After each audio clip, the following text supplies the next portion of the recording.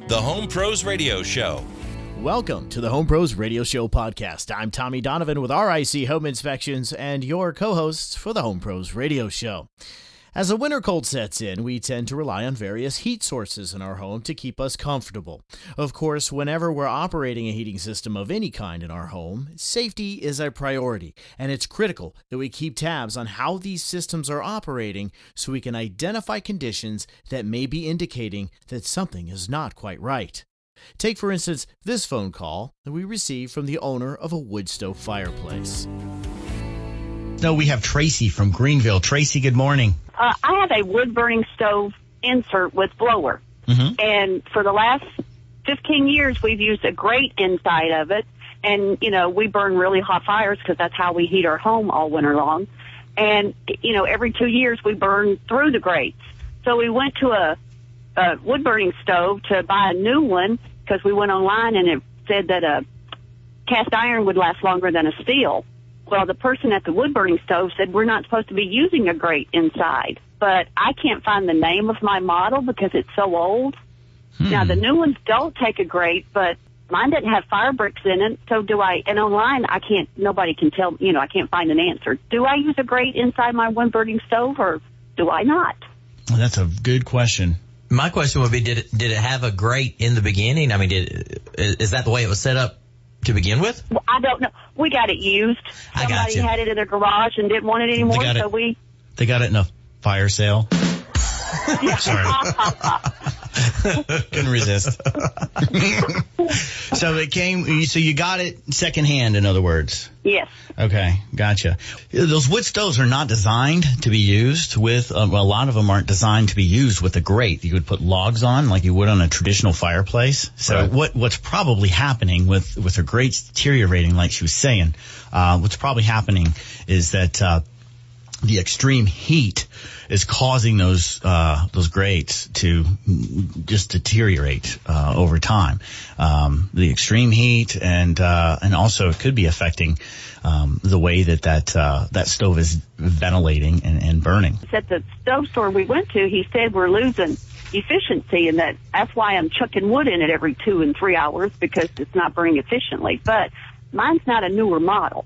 Mine, I mean, the person we got it from also got it from somebody else. So whoever the original owner was and how old it really is, we don't know. Gotcha. I gotcha. And they were big back in the 80s. They were put in a lot of homes. They also caused some issues with house fires and such. So I know that there are a lot of the chimney sweeps love to talk about making sure these items, especially the wood burning fireplaces, are installed properly, just because of clearances and things like that. Do this. When you get a chance, if you could take a picture of it and send it to us, email it to us. Email it to the ask@homeprosradio.com. And then what we'll do is we'll get with some of the folks that we've talked to. I know that some of these experts could probably track it down and identify exactly what it is just from the photo. So do that, and we'll see if we can get to the bottom of that one for you, Tracy. Coming up in our next podcast, we'll have Glencoe Fireplaces joining us to discuss similar issues related to fireplace inserts. Plus, we'll be discussing important topics related to gas log systems. Be sure to subscribe to our podcast so you don't miss it. Your household dryer vent is another component of your home that, if not well maintained, can be a source of danger in your house. Matthew Burrow with Dryer Vent Wizard of the Upstate elaborated for us on the show as we discussed a recent RIC Home Inspections photo from the field. Speaking of those photos from the field. What are you looking at? I know what I'm doing. Did you see that? Let's get back to that photo or photos that I shared here on the web. We posted those yesterday, and bring in Mr. Matthew Burrow from Dryer Vent Wizard. Good morning, Matthew. You there? Good morning, Tommy. How are you? Hey, thanks for calling in and getting up as early as you did in order to share your information with us. And well, you sent us a couple of interesting photos. I didn't get a chance to put them out there, but Matthew sent us one with a bird's nest in it. Oh, isn't that nice? Where'd you find that one? Tell us the story about that one. I don't specifically remember where I found that because I run into that probably once or twice a week during nesting season in early spring, late winter. Yeah, gotcha. So it's primarily because the vent cover on the outside doesn't have a proper damper, or it's missing the louvers, or it's just stuck open with lint. And it's a perfect place for birds to nest because they want the moisture and they want the heat. And then, it comes preloaded with venting or preloaded with nesting material in the form of the lint. So they just get in there and put a few sticks and twigs, and now all of a sudden they've got a nice cozy place to nest. Yeah, well, God, and that's what you do with Dryer Vent Wizard is you mainly just focus on making sure that folks' dryer vents are well maintained and they're not clogged, which is an important part of home maintenance that folks don't think about, right? Coming off of our last week, we were talking a lot about fire safety, and I don't know if folks realize. Tell us a little bit about how significant it is as far as fire safety to make sure those dryer vents are maintained. Sure. So the first thing is you need 3 ingredients for a healthy fire. You need oxygen, you need a source of ignition, and then you need combustibles. And if you think about it, your dryer has all 3 of those inside a big metal box. Because there's a red hot heating element. It pulls in fresh oxygen the entire time it's running, and then you're going to fill it with your combustible laundry. So you're going to put all 3 ingredients needed for a healthy fire inside a big metal box, and then you're going to ignore the maintenance of it. Bad idea. Yeah. It's one of the most dangerous appliances in your home because it has all 3 of those ingredients in it already every time you turn it on. So, dryer manufacturers recommend you get your dryer vent inspected and or cleaned annually. Now, obviously, if it's right against an outside wall and there's only 1 or 2 people living in the house, it's not as critical to have it done that often. But, the reason that they make those recommendations is because every house is different and every dryer vent is set up differently. So, you can have the exact same floor plan on a house, but you can have 2 completely different dryer vent systems based on what the installers did when the house was constructed. So it'd be easy to ask, hey, how often should I have my dryer vent maintained, or how often should I clean it out? And I guess you get the age-old contractor answer was, it depends. Yes, it. That's exactly. I would have to ask you about 6 different questions to follow that question before I could give you a pretty good answer. I gotcha. And we're talking about fire safety in these dryer vents. I don't think people realize too how flammable dryer lint is. Right? Well, you give it to Boy Scouts that to help them start campfires. That's tell you something. When I was in Boy Scouts, they always told us, hey, get the dryer lint from your mom so that when we go on this camp out, we can easily start our fires. That is interesting. Smart. Well, I have a pile of it in my laundry room, so maybe I need to go meet up with some You need to get it out of your laundry room. Next time they're out there selling popcorn, I'm going to have all my dryer vent or my lint with me. Well, that's one of the reasons why I thought that this pair of photos was intriguing, because here I was in an attic and I see that this dryer vent is detached in the attic. Literally right underneath it is a gas furnace. And you can see the dryer lint right there on the floor right next to the furnace. So that's how close you are to actually igniting a fire. Absolutely. And one thing that we have found here recently is with all the hailstorms that we've had and all of the roofs that are getting replaced, if your dryer vent vents through the roof, when the roofers tear the roof off and install the new roof, sometimes they'll replace the vent cover for the dryer. Sometimes they'll just reuse the one that's there. But they're very unlikely to come inside and verify that the vent line did not become disconnected through that process.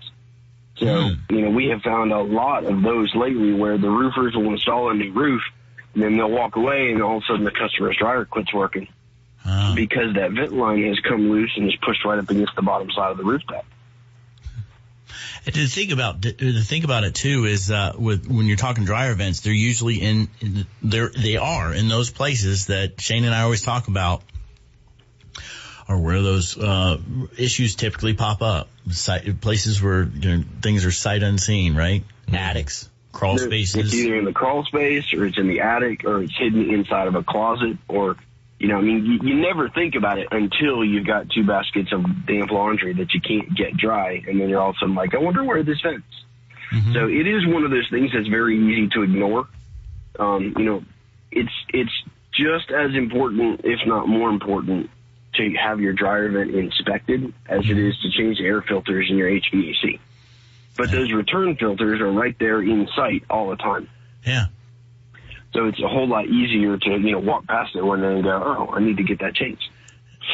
That's a good point. And you never, hardly ever think. I think the only time people think about the dryer vent is when they're outside and they see all the lint coming out of the side of their house or whatever. Yeah, that's it. Sure. And a lot of times I get calls from people saying, hey, there's a bunch of lint outside here around my vent cover. And I'm like, hey, that's a great thing. If the lint's not coming out, that's when you should get concerned. Yeah. Because the way a dryer is designed, they design the screens in the dryer. When people hear that I clean out dryer vents, the first question I get from people a lot of times is, you mean just that screen? Because they don't know that the screen is designed to let 50% of the air that moves through the drum of your dryer pass to the screen without filtering it. And the reason for that is because if dryer manufacturers designed that screen to filter 100% of the air, as soon as a small layer of lint were to build up on the screen, now the dryer is going to choke. It's not going to be able to perform the rest of the cycle. So the way that they design it is there's always some air getting past that screen. So lint does carry past that screen as well and build up in the vent system. So when you see lint coming out of the vent on the outside of the house, that's actually a good thing. You know that your dryer vent is intact. You know that there's enough airflow to expel that lint. It doesn't mean you don't have a problem, but it's a good sign when you do see lint coming out of the vent cover on the outside of the house. Oh, nice. Interesting. Well, I noticed on your Facebook page, there's one image that I thought was interesting when I saw it yesterday. It had two different types of dryer vent terminations, one with the louvers and the other one with the grid, the screen kind of look to it. And there was an indication that you don't want that. You want the louvers. Can you tell us a little bit about that? Sure. The louvers is the best of the inexpensive style dryer vent covers. Okay. The louvers do a much better job of opening and closing to allow for maximum airflow when it comes to like the vinyl style vent covers. The screen that you're referring to, it's basically a little basket that clips into the bottom of a hooded style vent cover. That screen is actually in violation of building code when it comes to a dryer vent. You're not allowed to have, according to the code, you're not allowed to have any kind of a crosshatch screen pattern covering the vent termination of the dryer. And the reason for that is because it collects lint so well. That makes sense. So when that screen stops up with lint, now it reduces the amount of airflow that can move through the vent line. It increases the speed of the accumulation of the lint in the vent line itself. So the louvers do a better job of opening and closing and preventing pest entry. The hooded style vent covers, the way that they're designed with the damper on the inside of the hood, it creates a pinch point where lint accumulates, and now the damper won't open all the way and the damper won't close all the way because of the lint that builds up in that pinch point. Nice. So, and with those styles, when they're closer to the ground, you can't tell just by looking at it whether or not it's operating correctly. Whereas with the 3-louver, you can just look down and you can tell right away. Special thanks to Matthew Burrow with Dryer Vent Wizard of the Upstate for sharing some important maintenance information regarding our dryer vents.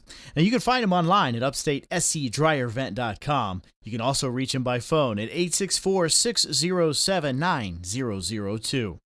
Well, here at the Home Pros, we also love hearing from you, especially when it comes to figuring out our weekly Closing Contractor Mystery Sound.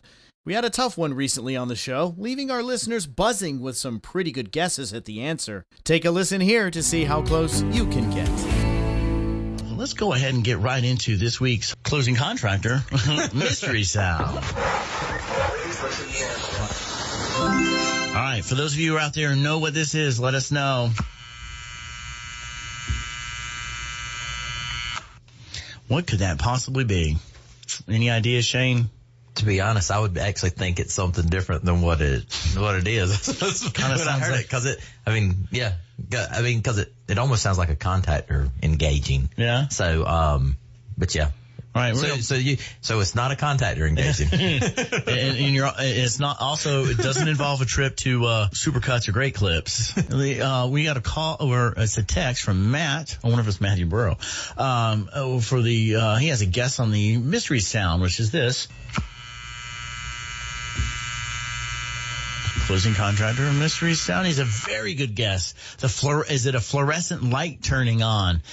Very close. Very close. That was a real good guess, though. I mean, it does sound like a ballast humming. It does. It sounds like a contactor engaging, then a ballast hum is what it sounds like to me. So I think that was definitely a good guess. Yeah, absolutely. And so it's close. We don't want to give out the answer yet. Charles from West Union, good morning. How are you this morning? Doing great. Good morning to you guys. I wanted to take a guess on the sound. All right, I'm going to play it real quick. Ready? Here we go. All right, I'm ready. All right, what is that? It reminds me of my grandma's old television, her picture tube. Oh, I like that. No, but that's not it, is it? Survey says. Oh man. Yeah, it's actually a dimmer switch on a wall. Yeah, I was doing a home inspection, flipped it on, and it just started buzzing like that. It was also getting warm. So what causes that, Shane? Too many amps going through the rate. It's typically a dimmer switch is rated for 600 or 1,000 watts. I mean, you can get them up to 2,000 and so forth, so on. But a lot of times it's because of the ratings, or it could just be there's something wrong within the switch. I can't guarantee you that it's pulling too many amp or too many watts, but it could be. There could be a number of things there. Well, God, man. Regardless of the cause, that's definitely a sound that you should not hear when you're operating your dimmer switch, thus prompting you to call a licensed electrician who can help solve the problem.